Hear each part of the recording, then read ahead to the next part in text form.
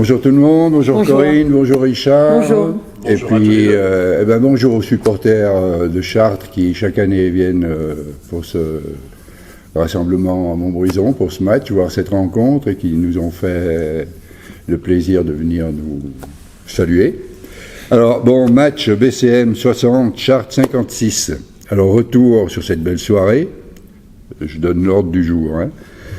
2 scoops durant cette interview, donc suivez bien la totalité. Le premier, il sera annoncé par Corinne. Le second, Montbrison TV se réserve en fin d'interview.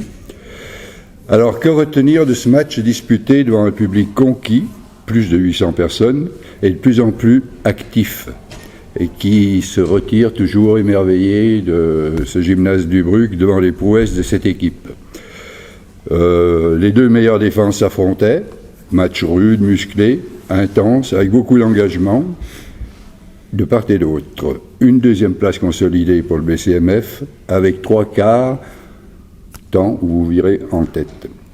Alors, une victoire riche d'enseignements et de nouveautés pour les spectateurs que nous sommes.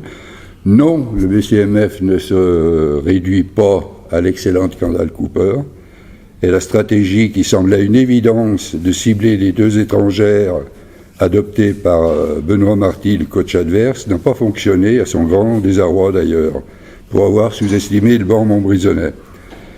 En corollaire donc, on a découvert la valeur du banc montbrisonnais qui a été formidable, sans exception, et s'est même offert le plus gros écart au 3e quart-temps, plus 7, 44-37 à la 28e minute, avec beaucoup d'audace, d'opportunisme et d'engagement. Alors devant ces fêtes de jeu, Corinne, ma question, elle arrive quand même, je suis bavard, je suis désolé. Devant ces fêtes de jeu, au départ défavorable, je suppose que ta fréquence cardiaque et tes neurones ont été mis à mal pendant un petit moment. En tout cas, j'ai fini le match épuisé, parce que j'ai senti... à un moment donné, quand on perd Kendall par rapport aux fautes qui lui ont été sifflées, qui étaient des fautes illégitimes, notamment sa faute offensive à un moment donné, je dis mais là ça va être compliqué. Donc il a fallu aller le chercher. C'était vraiment pas évident parce que jusqu'alors on avait l'habitude de jouer pratiquement tout le temps avec elle. Ça c'est la première chose. Donc il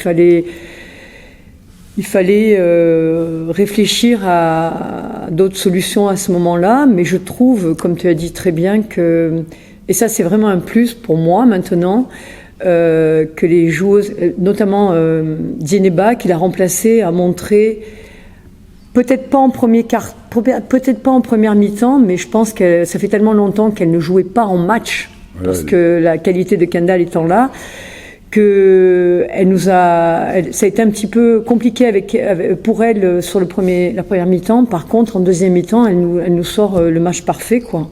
Donc, ça montre plusieurs choses pour moi.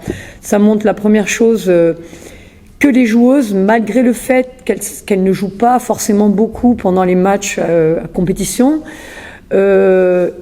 et qui s'entraînent énormément et qui s'entraînent bien avec de la qualité, à un moment donné, elles progressent. Et ça, pour moi, Dieneba, je lui ai dit à la fin, même si le début du match, c'était quand même pas productif, sa prestation sur la totalité du match est quand même très encourageante. Dans l'intensité du match, au début, il y a eu des difficultés à trouver les bonnes relations et de la trouver...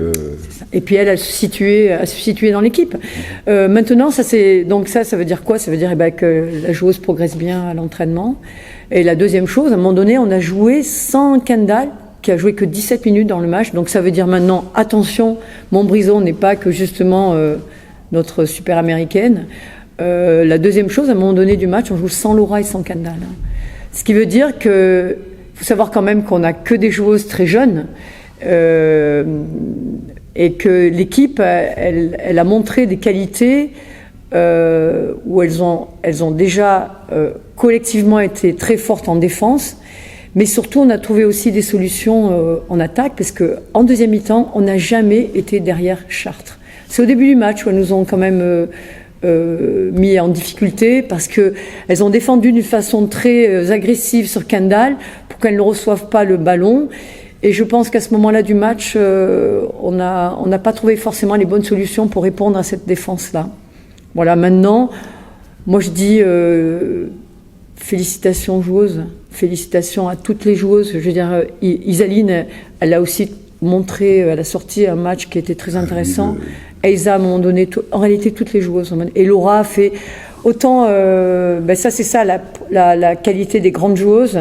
Elle avait raté son match à Aulnois la semaine dernière, et aujourd'hui, samedi, elle a montré un match conquérant des deux côtés du terrain, parce qu'elle prend 15 rebonds. Elle ça a été Madame Courage en plus. Ah oui, parce qu'elle a pris des coups, elle s'est blessée 2 fois, elle est sortie du terrain blessée, elle est revenue, elle a repris un coup dans la tête, elle est ressortie. Elle est admirable.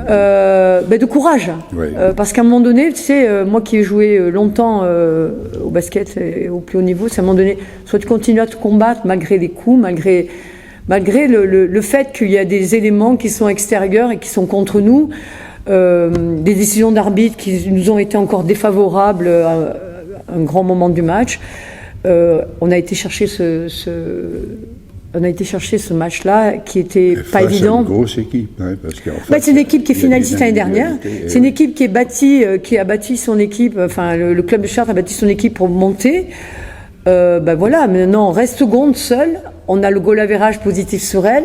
À nous de faire notre bonhomme de chemin. À nous de continuer. Il nous reste 7 matchs, 4 à la maison. À nous de continuer sur cette dynamique-là. Je vois pas pourquoi on descendrait de niveau. Surtout quand on voit qu'on est capable de produire du jeu, aussi bien en attaque qu'en défense, sans notre joueuse majeure, qui est Kendall. Maintenant, moi j'ai un seul petit bémol, et on aurait dû gagner ce match avec un petit peu plus de points. C'est au lancer franc où on laisse 8 lancers de côté, à part le dernier qui était voulu, qui était de le rater, parce qu'autrement il restait 3 secondes. C'est pour éviter qu'il demande un temps mort, et là ce lancer franc était sûr on ne devait pas le marquer, donc Laura a très bien fait de toucher juste le cercle. Du coup, les autres, il nous reste 7 points qu'on donne, et ça aurait pu nous coûter le match. Oui, c'est important. Et donc pour moi, c'est essentiel, et donc il va falloir qu'on travaille encore là-dessus. Ça fait 2 ou 3 fois depuis le début de saison où on est vraiment en deçà de nos standards par rapport au lancer franc, et qui aurait pu nous coûter le match, malgré tout. Pour ces petits détails stratégiques et ton explication sur ce deuxième lancer franc, effectivement. Raté, obligatoire. C'est le seul qu'il fallait rater. Voilà. Par contre, les 7 autres auraient dû être marqués, et je pense qu'il nous manque quelque chose pour. Alors, c'est peut-être un problème de fatigue, parce que quand Justine ou Emma sur ce match-là, peut-être qu'il y a aussi ça, mais il faut prendre le temps. C'est quand même un shoot où on n'a pas de défenseur, et c'est un shoot qu'on doit, à partir du moment où un geste correct, on doit maîtriser, quoi. Alors en résumé, et puis je cite toujours parce qu'il m'impressionne au niveau de son analyse, Christophe Clerc, la victoire est revenue à l'équipe la plus homogène et peut-être la plus disciplinée dans le jeu. Et ça, c'est corroboré un petit peu par l'affirmation de Michel Granger dans Le Progrès, qui écrit « L'équipe la plus collective s'est imposée ». C'est aussi ton avis, que c'est sur le collectif au final que... Oui, il y avait 2 choses importantes par rapport à cette équipe de Chartres qui défend très dense dans la raquette, très dur. C'est qu'à un moment donné, pour éviter ça, il faut que le ballon il bouge beaucoup. Que le ballon soit vraiment partagé, et surtout il faut que le ballon bouge pour qu'on les mette après en difficulté pour se replacer. Et donc c'est chose qu'on a bien faite. Déjà, on a perdu peu de ballons, on n'a perdu que 14 ballons, ce qui est peu, ce qui est quand même un bon compromis pour nous. Et surtout, oui, on a vraiment bien bougé la balle à un moment donné, notamment en deuxième mi-temps, pour trouver des shoots ouverts par Dieneba, par Justine qui a mis ses shoots. On a un petit peu, et encore, on a Emma qui est en dessous sur ce match-là. Si elle avait été au niveau sur ces autres matchs, c'est un match qu'on aurait dû gagner bien plus facilement. Parce qu'elle fait 3 sur 14 au tir, je crois. Remarque personnelle. J'ai comptabilisé à peu près 7 situations d'entre-deux, de combat sur... Alors, c'est pas courant dans le basket de haut niveau, normalement. On le met plutôt au niveau des poussins, Benjamin, on se dispute de ballon et tout. Alors, moi, j'ai mon explication, et, que je te donnerai après, si à moins que la tienne corresponde avec ce que j'en pense. Pourquoi autant d'entre-deux à ce très haut niveau du basket féminin? Pourquoi autant de disputes de ballon? Déjà, a quand même l'une en face de l'autre les 2 meilleures équipes de championnat de France en défense, de Ligue 2. Donc, et parce que le basket, ça, et notamment en Ligue 2, ça reste un sport, c'est un sport de combat. Quand le ballon est au sol ou quoi que ce soit, et que ça fait partie des premières qualités pour déjà bien défendre. Ça, c'est mon explication. Voilà. Ouais. Et pour mon toi explication, c'est plus, ce ne sont plus des entre-deux, c'est plus des entre-trois, des entre-quatre collectifs au sol, souvent, qui montrent la combativité extrême. C'est l'énergie. Il y a une chose qu'on peut pas... c'est l'énergie. Après, quand tu es en attaque, si c'est toi qui as le ballon, moi je dirais, il faut être capable de cacher la balle. Oui. D'accord ? Maintenant, si c'est mes joueuses qui défendent, je dis, oui, il faut se battre sur tous les ballons et on défend la balle. Ça, c'est le plus important. Voilà. Maintenant, ça dépend si on se situe offensivement ou défensivement, pour moi. Mais c'est un beau reflet du visage de l'équipe. Oui, parce qu'on on gagne les matchs d'abord grâce à la défense. Donc on le voit encore là. À part notre début de match, on les laisse quand même partir bien facilement devant, où on n'était pas présente au niveau du repli défensif. Après, on est, comme tu dis, toute la deuxième partie derrière, sans nos meilleures joueuses. Donc ça, c'est vraiment important. Alors 15 jours sans compétition, avant de vous rendre à Strasbourg le 17 février. Et recevoir Feitia, donc rendez-vous le 24 à Montbrison encore dans une ambiance chaude face à Feitia. Repos des guerrières, pardon.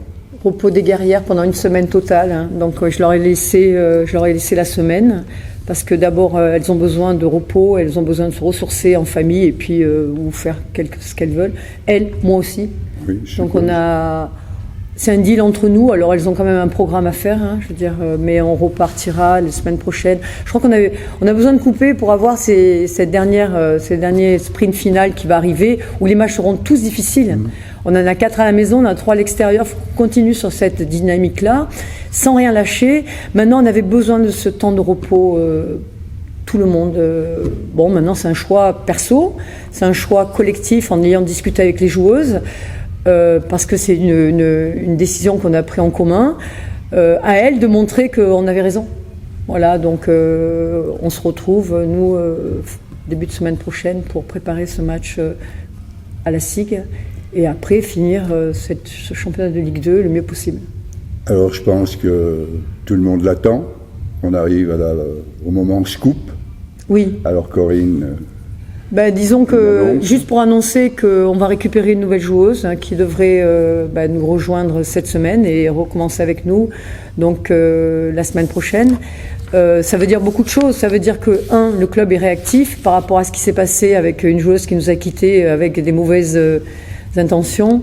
Donc le club a été réactif et ça montre que toute l'attractivité de ce club de Montbrison. Et j'espère que cette joueuse nous apportera beaucoup, notamment en termes de qualité à l'entraînement, de qualité personnelle pour garder cette dynamique de groupe qu'on a, et même au niveau sur le terrain avec des bonnes stats. Voilà. Et le profil, on peut en savoir un peu plus? Ce sera une joueuse intérieure, c'est une Française intérieure, et on l'annoncera son nom dès que ce sera finalisé. Voilà. Alors ça, c'était le scoop Corinne. Maintenant, le scoop Montbrison TV. Alors Corinne, un jour près, 1 an de plus. Les années qui passent et qui n'affectent en rien ta détermination, une éternelle jeunesse, les années qui n'ont pas de prise sur toi. Tu continues à transmettre ton savoir, à partager ton expérience, ta passion chevillée au corps avec l'énergie toujours au maximum. Alors, tu atteins le presque âge de raison, la presque sagesse, mais tu prends ton temps pour en faire plus, reste comme tu es, tout va bien. Pour les curieux qui voulaient connaître son âge, il y a Wikipédia qui explique tout, le parcours d'une grande spécialiste du basket et tout, et je crois que Montbrison peut honorer certainement la plus grande sportive du sport confondu au niveau palmarès que la ville ait connue. Il y a Lopatka qui était passé avant, qui était vraiment un géant dans le monde du sport. Il y a un itinéraire, on pourrait citer William Howard, on pourrait citer en tennis Hugo Grenier, mais je pense que tu as une place importante, plus de 10 ans, tu es devenu la vraie Montbrison. Et ben écoute, happy birthday, Merci. ne change rien, continue et, Bon, après, et profite. Oui, mais je profite à fond. Et mon âge, c'est 61 ans demain.